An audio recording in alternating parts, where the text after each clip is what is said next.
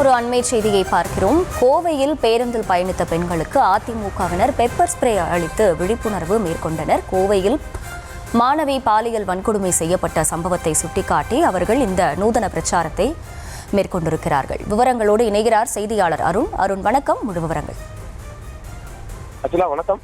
அதாவது கோவையில் கல்லூரி மாணவி கூட்டு பாலியல் வன்கொடுமைக்கு ஆளாக்கப்பட்ட சம்பவத்திற்கு பல்வேறு தரப்பினரும் கண்டனம் தெரிவித்து வருகிறார்கள். இது தொடர்பாக விழிப்புணர்வு பிரச்சாரத்தை மேற்கொண்டு ஒரு நூதன போராட்டத்தை அதிமுகவினர் இன்று மேற்கொண்டிருக்கிறார்கள். குறிப்பாக கோவை மதுக்கரை நகர கழக அதிமுக செயலாளராக இருப்பவர் அவர் தனது ஆதரவாளர்களுடன் கோவை சுந்தராபுரம், ஈச்சனாரி உள்ளிட்ட பகுதிகளில் இருக்கக்கூடிய பொதுமக்கள், இளம்பெண்கள் ஆகியோருக்கு காலையில் சுமார் 1000 பெப்பர் ஸ்ப்ரே, அவர்களை தற்காப்புக்காக அந்த பெப்பர் ஸ்ப்ரேயை கையில் வைத்துக் கொள்ளுங்கள், தற்பொழுது இருக்கக்கூடிய சூழலில் பெண்களுக்கு பாதுகாப்பு இல்லை என்ற அடிப்படையில் அவர் ஒரு நூதனமான ஒரு பிரச்சாரத்தை மேற்கொண்டார்.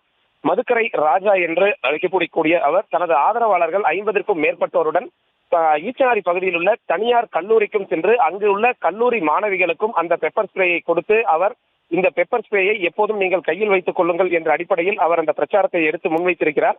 அதே போன்று பேருந்திற்காக நின்றிருந்த பெண்கள், பள்ளி மற்றும் கல்லூரிக்கு செல்லக்கூடிய இளம் பெண்கள் ஆகியோருக்கும் இந்த பெப்பர் ஸ்ப்ரே ஆனது வழங்கப்பட்டது. ஏற்கனவே நேற்றைய தினம் பாஜக சார்பில் கோவையில் இந்த சம்பவத்தை கண்டித்து ஆர்ப்பாட்டத்தில் ஈடுபட்ட பாஜக மகளிரணி தேசிய தலைவர் வானதி சீனிவாசன் அனைத்து பெண்களுக்கும் பெப்பர் ஸ்ப்ரே வழங்கி ஒரு நூதனமான பிரச்சாரம் போராட்டத்தை மேற்கொண்டார். அந்த வரிசையில் தற்போது அதிமுகவினரும் இந்த போராட்டத்தை கையில் எடுத்துள்ளது குறிப்பிடத்தக்கது. அகிலா,